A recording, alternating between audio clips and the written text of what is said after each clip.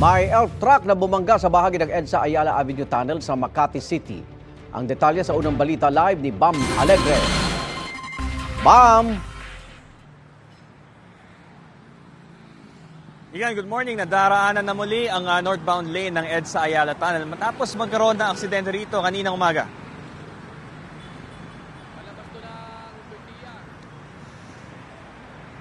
Isang elf truck ang tumagilid sa northbound lane ng EDSA Ayala Tunnel pasado alas 4 ng umaga. Nagdulot ito ng pagsikip ng daloy ng trapiko sa lugar.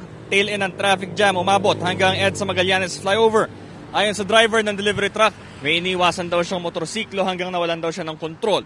Walang natamong injury ang driver pero bahagyang may iniindang kirot ang pahinante niya sa tagiliran.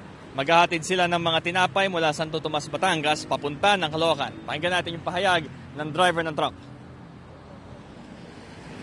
Sir, nagdadrive po ako kanina, sir. Then meron po kasing isang motorista, sir, sa unahan ko na sinusundan ko, sir. Ngayon, nag-horn na po ako, then ayaw niya po magbigay. Umiwas po ako ng konti, sir. Pag-iwas ko po ng konti, sir, sinabayan pa rin niya po yung takbo ko. Then, pagtakbo ko po, sir, iniwasan ko po sa imbis na banggayin ko, sir. Kaya po, yung pag-iwas ko po, sir, parang may umano rin po sa out of control, sir. Bigla na lang nawala po sa manibela, sir. Then, sa sarili na lang po, sir.